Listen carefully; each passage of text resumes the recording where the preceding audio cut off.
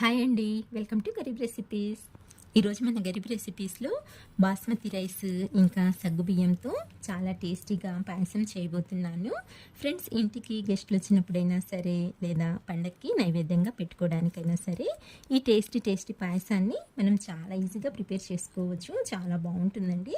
తిన్న కొద్దీ ఇంకా తినాలనిపించే ఈ కమ్మనైన పాయసాన్ని ప్రిపేర్ చేసే ఆ ప్రాసెస్ ఏంటో చూసేద్దాం. దీనికోసం ఫస్ట్ 3 టేబుల్ స్పూన్ల బాస్మతి రైస్ని ఒక 2 గంటల ముందు నానబెట్టుకోవాలి. అలాగే 15 వరకు బాదం పప్పుని కూడా ఒక 2 సార్లు కడిగి వీటిని కూడా ఇందులోకి తీసుకొని నానబెట్టుకోవాలి. నెక్స్ట్ 3 టేబుల్ స్పూన్ల వరకు సగ్గుబియ్యాన్ని కూడా 1/2 కప్పు వాటర్ని వేసి ఇలా నానబెట్టుకోవాలన్నమాట. సగ్గుబియ్యం మెత్తగా నానిపోయి ఉన్నాయి కదండి. ఇప్పుడైతే వీటిని పక్కకు తీసుకొని ఒక మిక్సర్ జార్ తీసుకుందాము. ఇందులోకి ఇప్పుడు మనము నానబెట్టి తీసుకున్న బాదం పప్పు అలాగే బాస్మతి రైస్ని వాటర్తో సహా యాడ్ చేసుకోండి. నేను ఇక్కడ 1/2 కప్పు వరకు వాటర్ని వేసానండి. ఇప్పుడు మనం వీటిని మెత్తటి పేస్ట్ లాగా గ్రైండ్ చేసుకోవాలి. అంటే మరీ మెత్తగా కాకుండా కొంచెం బరకగా గ్రైండ్ చేసుకోవాలన్నమాట.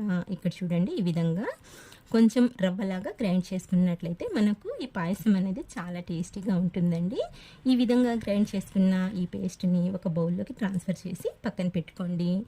ఇప్పుడు స్టవ్ ఆన్ చేసుకొని ప్యాన్ పెట్టుకొని ఇందులోకి 2 టేబుల్ స్పూన్ల వరకు నెయ్యిని వేసి కరిగించుకోవాలి.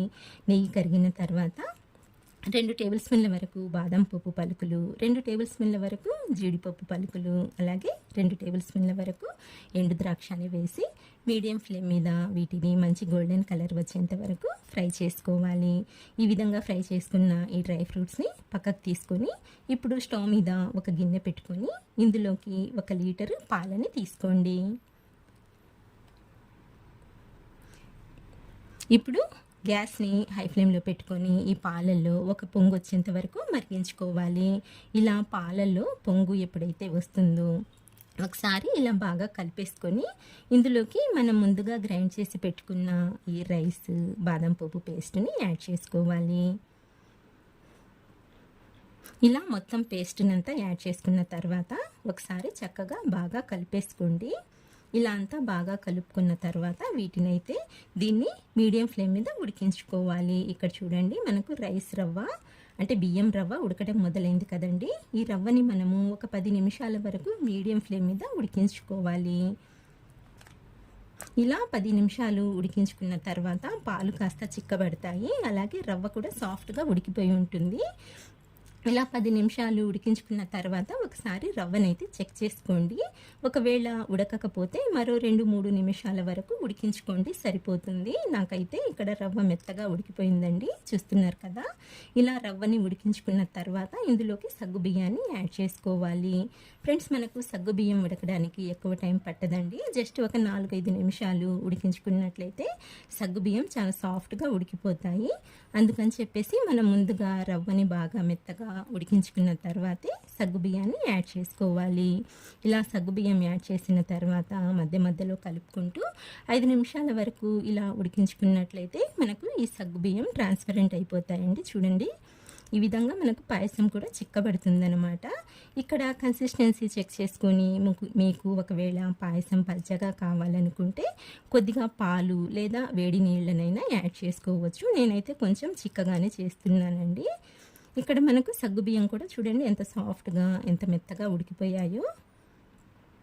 ఇలా సగ్గుబియ్యాన్ని ఉడికించుకున్న తర్వాత ఇందులోకి 1.5 కప్పు వరకు పంచదారని యాడ్ చేసుకోవాలి. ఫ్రెండ్స్, నేనైతే ఫస్ట్ 1 కప్పు పంచదారని వేసి ఒకసారి బాగా కలుపుకుంటున్నాను. ఇలా కలుపుకున్న తర్వాత మరొక 1/2 కప్పు పంచదారని అయితే ఇప్పుడు యాడ్ చేస్తున్నాను. ఇక్కడ మనం తీసుకున్న క్వాంటిటీకి 1.5 కప్పు పంచదార అయితే కరెక్ట్గా సరిపోతుందండి స్వీట్నెస్ అనేది. ఒకవేళ మీకు తీపి కొంచెం ఎక్కువ తక్కువ కావాలనుకుంటే మీరు అడ్జస్ట్ చేసుకోండి, సరిపోతుంది. ఇలా పంచదార యాడ్ చేసిన తర్వాత మనం మధ్య మధ్యలో కలుపుకుంటూ పంచదారని పూర్తిగా కరిగించుకోవాలి. ఇలా పంచదార బాగా కరిగిన తర్వాత ఇందులోకి మనము ముందుగా ఫ్రై చేసి పెట్టుకున్న డ్రై ఫ్రూట్స్ని నెయ్యితో సహా యాడ్ చేసుకోండి. నెక్స్ట్ 1/4 టీ స్పూన్ వరకు యాలకుల పొడిని కూడా యాడ్ చేసుకొని ఒకసారి అంతా బాగా కలిసేలా చక్కగా మిక్స్ చేసుకోవాలి. ఈ విధంగా బాగా కలుపుకున్న తర్వాత ఇప్పుడు గ్యాస్ని లో ఫ్లేమ్లోకి టర్న్ చేసేసి జస్ట్ ఒక 2 నిమిషాల వరకు అలా సిమ్లో ఉడికించుకున్నట్లయితే సరిపోతుంది. ఎక్కువసేపు ఉడికించాల్సిన అవసరం లేదండి. చూడండి, ఇలా 2 నిమిషాలు ఉడికించుకున్న తర్వాత మనకు ఈ పాయసం అనేది ఎంత క్రీమీ టెక్స్చర్లో ఎంత యమ్మీగా రెడీ అయిపోయిందో చూస్తున్నారు కదండి. చూస్తుంటేనే నోరు ఊరుతుంది కదా. ఇప్పుడు మనం స్టవ్ ఆఫ్ చేసేసి ఈ పాయసాన్ని పక్కకు తీసుకొని పూర్తిగా చల్లారిన తర్వాత వేరొక బౌల్లోకి ట్రాన్స్ఫర్ చేసుకొని సర్వ్ చేసుకున్నట్లయితే ఎంతో ఎంతో టేస్టీగా ఉండే సగ్గుబియ్యం బాస్మతి రైస్ పాయసం రెడీ అండి. మీరు కూడా తప్పకుండా ట్రై చేయండి. సో ఫ్రెండ్స్, చూశారు కదా ఇవాల్టి రెసిపీ. నచ్చినట్లయితే లైక్ చేయండి, అలాగే మీ రిలేటివ్స్కి ఫ్రెండ్స్కి షేర్ చేయండి. ఇంకా ఇలాంటి టేస్టీ రెసిపీస్ కోసం మా గరీబ్ రెసిపీస్ని సబ్స్క్రైబ్ చేసుకోండి. మరొక మంచి వీడియోతో మళ్ళీ కలుస్తాను ఫ్రెండ్స్. అంతవరకు బాయ్ అండి. Thank you for watching.